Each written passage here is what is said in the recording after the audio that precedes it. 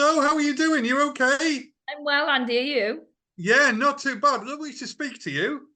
Nice to speak to you. Thank you for having me. And we're here, obviously, to talk about your new forthcoming show, Peacock. Now, you're an incredibly busy person, aren't you? Because you've got so many strings to your bow. How are you going to get the time to do a tour?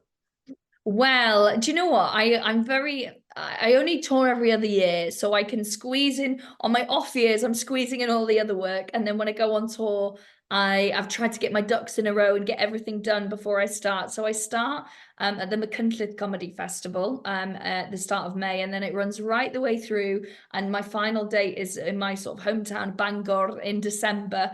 So it is a busy, long year, but I mean, I'm also, you all know this, if you've got your dream job, it doesn't feel like a day at work, does it? And No. it's hard to say no to things when you absolutely love every part of your job. So I think I've just got used to not lots of sleep, and I've got a very patient boyfriend who's used to not seeing me very often.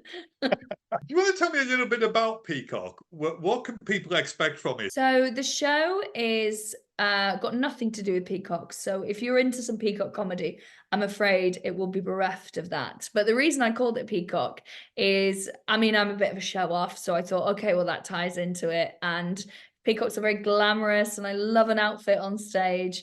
And I didn't know if the show that I'd been planning to do and sort of scribbling away and writing for over a year was ever going to see the light of day, because it is a show about being approved as a foster carer, which is something that I've done for just about 3 years now, but I've done it in secret because part of the criteria to be approved was that I wouldn't speak about it on stage, that I wouldn't tell the young people in my care that I do it, and that I couldn't even use my real name with them.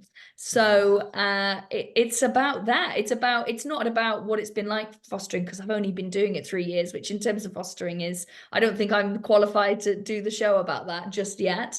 But it is about our decisions into deciding that we're going to pursue this, and the whole process right up until approval, because I think it is, lots of people just don't know how it works, and I think demystifying things can often open some doors, and people have preconceptions about who and what it takes to be a foster carer.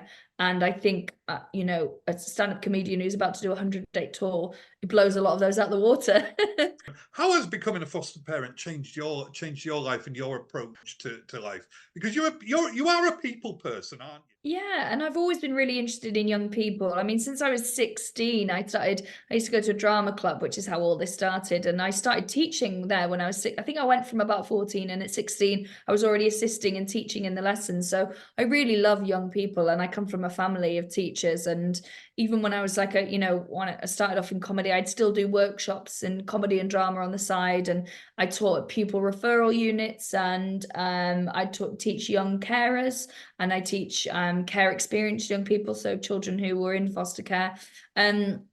So I've always been kind of had one foot in that world, and I love family. But for a really long time, I thought I don't actually want a family. There's a lot to it that I just don't feel. And I was trying to distinguish: do I want a family, or have I just been told that's what my whole life will move towards? And I thought, yeah, that is the case. But that doesn't mean I don't want to be, because I don't want children biologically, that I don't want to nurture people and support them and care for them. So when the idea of fostering came along, I just felt like everything sort of fell into place. So yes, if you come to Peacock, you can hear, I mean, it's quite a niche. I don't know how relatable it is to hear what happens when you suddenly decide as a stand-up comedian in the lockdown of a global pandemic that you're going to become a foster carer. But I think there's some general themes that we can all get something from. Did the pandemic give you lots of time for reflection about where you wanted to take your career in your life? Yeah, I think not so much my career, because I honestly thought it was over, but I definitely think, because I moved back to Wales, that was a really big thing of moving back to North Wales and being on a farm again and being in the countryside.